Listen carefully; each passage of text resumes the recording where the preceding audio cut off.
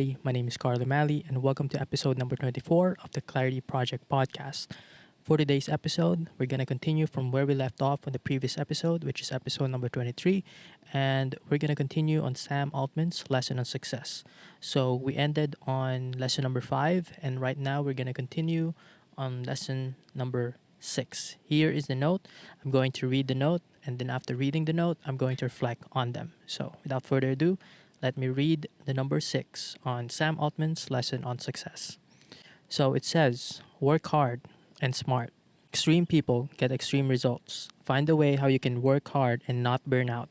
Work stamina is one of the predictors of long-term success. So we did talk about learning the right thing on the previous lessons. Now that you know what to work on, it's now to work hard on them. The problem comes from working hard on something, but the problem is it's not the right thing. So working hard only works if you're working on the right thing. So what number 6 says is that extreme people get extreme results.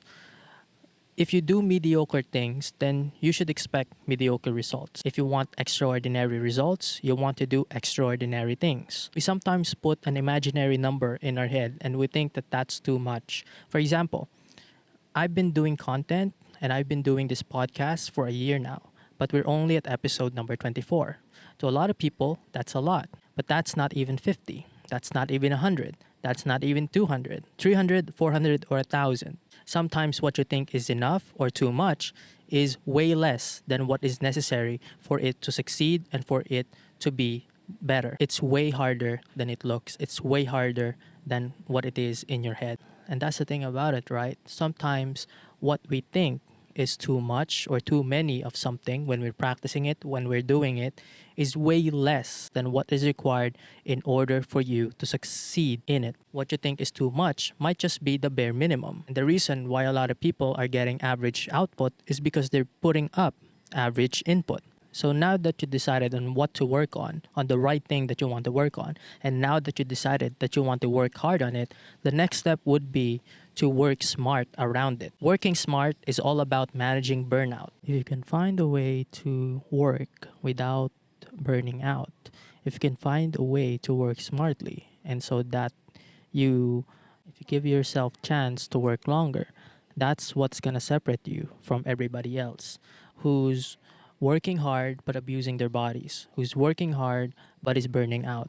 Because what burning out gives you and what burning out really is losing by default because you can't continue anymore. What if you can work hard but also prioritize your health, prioritize your rest, prioritize small breaks in between? Smart working requires you to not only just work but manage your energy, manage your attention, manage the way that you work. It says here, right? Work stamina is one of the predictors of long-term success. And so if you can work hard and work long without burning out, without sabotaging yourself, then you're gonna go further. It's like running a marathon, right? You don't want to sprint from start to finish because you'll exhaust yourself and you'll lose by default. You want to manage your pace. You want to manage your breathing.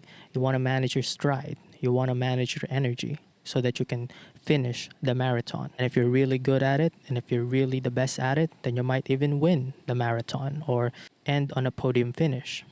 So I guess that's the reminder, right? That's the reminder for us for this kind of podcast, which is to work on the right things, decide what the right things are, and once you figure out what to work on, work hard on it. But it doesn't stop there. After working hard on it, you gotta be able to work smart, and so that you can work longer and you can sustain it. Once it's sustainable, it can guarantee success. I guess that's a podcast. If you watch this as a whole or you watch it in snippets, I'd like to be able to thank you, and I'll see you again on the next one. Thank you and bye-bye.